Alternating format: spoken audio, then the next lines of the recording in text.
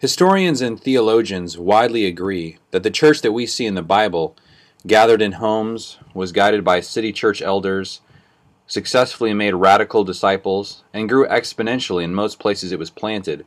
In other words, it looked quite a bit different than it does today, and completely different than it did 1,300 years after it started. In fact, every church and even every Christian today enjoys many elements that have been restored to the church through many dangerous and difficult reformations and restorations over the past 700 years. Some enjoy a handful of restorations, while others enjoy hundreds. Why the difference? And why do so many Christians who enjoy past restorations resist considering the ongoing effort to restore other forgotten elements?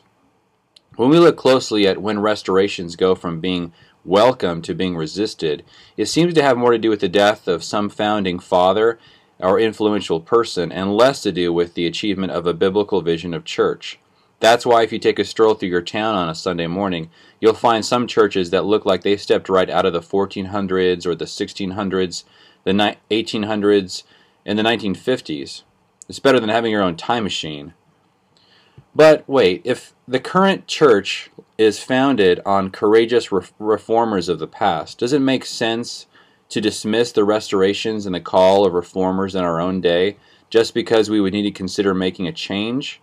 Sure, it's more comfortable to cling to a familiar past instead of explore an uncertain future, but we have to choose to love God and His Word, our children, and the whole church more than our own comfort. We must work together and not stop restoring until we return to the biblical vision of the church. We all know it's too late to simply travel backward, but the way forward is not simply to plow ahead either. We need to find a new path that intersects with Christ's vision, and that's why the first step of return is to recognize that Christianity needs paths of return. So let's continue to humbly and persistently search for these paths together.